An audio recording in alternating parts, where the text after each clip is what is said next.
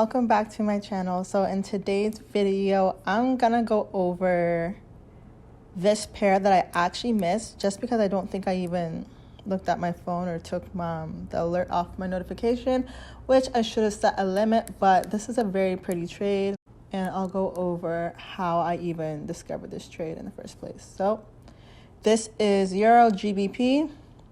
This is a sell with a 1 to 13 risk. Actually, it was honestly a 1 to 10 around here. These lows, it was like around a 1 to 10 with 10 pip stop loss, 100 pip take profit.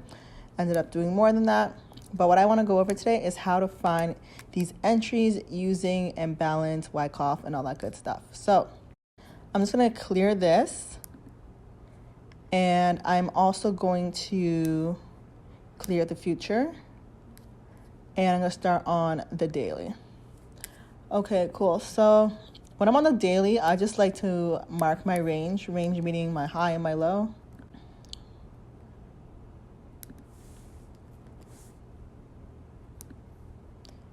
Okay, cool.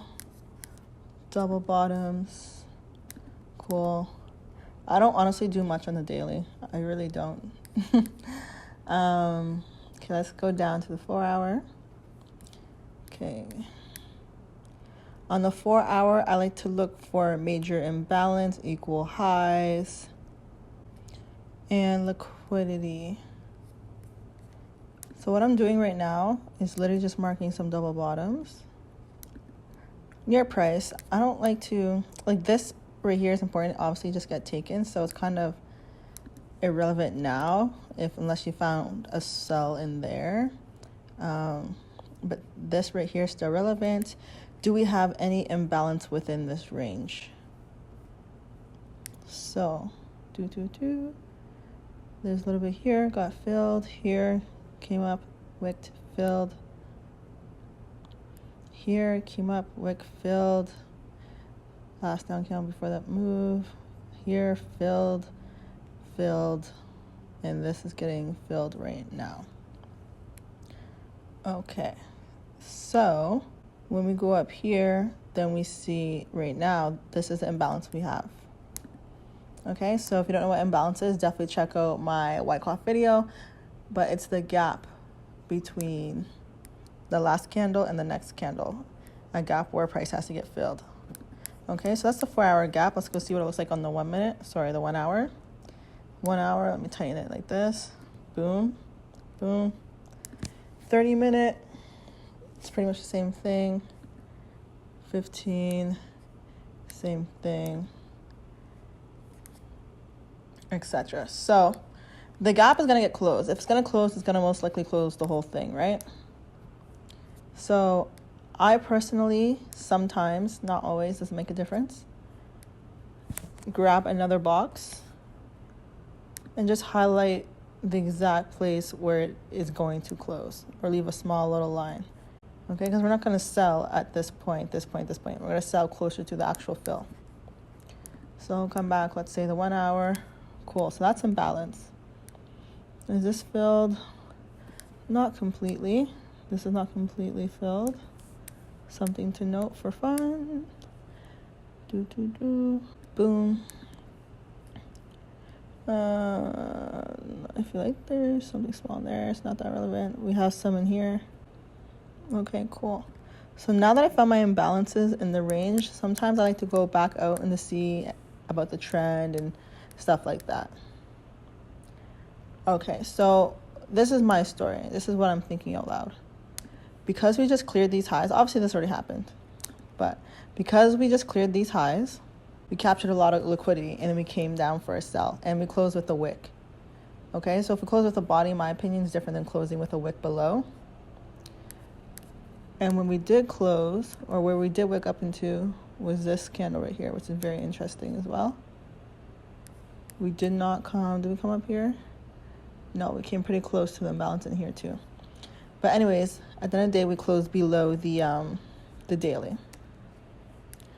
What else do we have? So we cleared the liquidity, closed below the daily.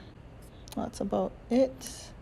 So yeah, with this, I would be looking for the sell, okay? Or at least find the sell opportunity if it comes up and goes back down. You can obviously find a buy from down here, but right now it's definitely look like the sell is in favor due to the close below, and we captured liquidity.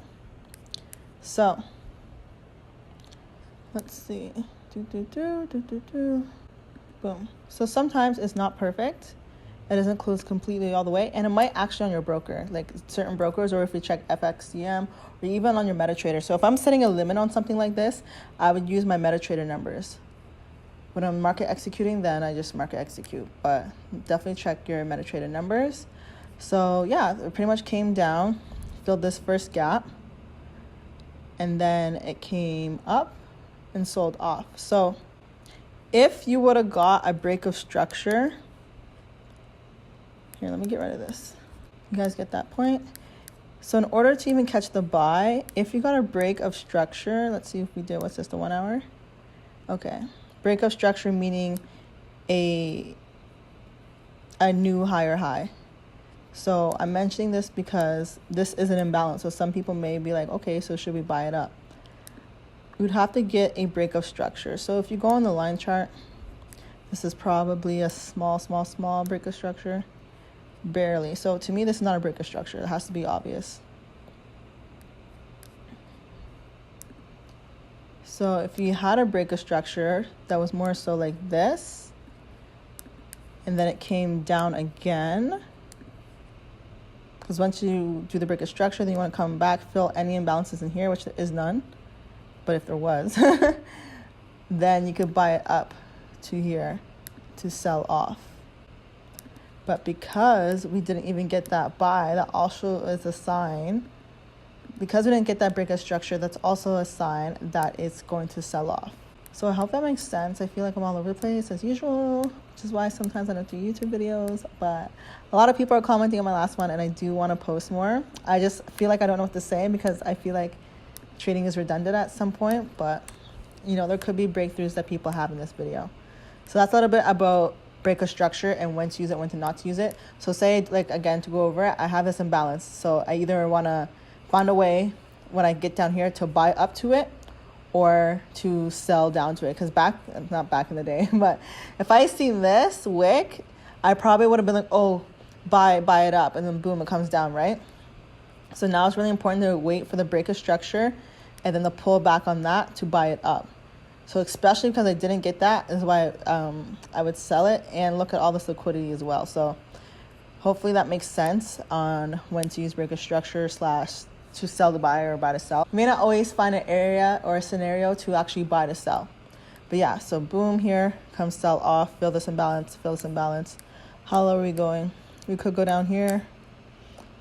Let's see, by the time this video goes up, we're going down to here. If we do, is there a new opportunity? To be honest, me personally, I don't like to follow trades. I don't know if that's the right word. I don't like to follow a setup for years. What I mean by that is that, okay, say I was in this, I would write it down to here, but I wouldn't just get like excited for the buy. Like, I don't know. I don't like to follow trades like, okay, break a shot, sell here, then buy it up and then sell it down. Like if I was in this, which I'm not, guys, once I hit TP here, I would just take it off my watch list or at least clear it. Like I wouldn't try to like jump back into something. I feel like every time you do that, it makes it 10 times worse. Okay, so the risk to reward on this was above these highs. Well, I had a 10 pip on there. Where did I get 10 pips from? Or was I just being cocky?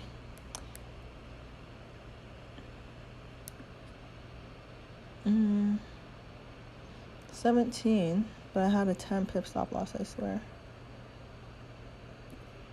Obviously, I can make it shorter, but I want to find a reason. I don't like to just make stuff short for no reason. I'm going to go to the 5 minute. Yeah, 10 pip would just be above this wick. But also my entry is a little bit higher, which is kind of a missed entry. Yeah, that's what made it 10 pips. Realistically, it's 15. I may film another video right now because I actually haven't looked at the market yet today. But hopefully this helps, guys. Comments like actual questions or what you want me to see, because a lot of people are like, this is great, upload another video. And I'm like, what do you guys want? What do you guys want? So comment exactly what you want. If you want to understand different scenarios of breaker structure, different imbalances, when to get out of trade, when to get in a trade, limits, how to set limits on, trading imbalance and Wyckoff and stuff like that. Comment exactly what you guys want to see, and I'll try to put that in the next video. Thank you so much for watching. Don't forget to subscribe and follow me on Instagram.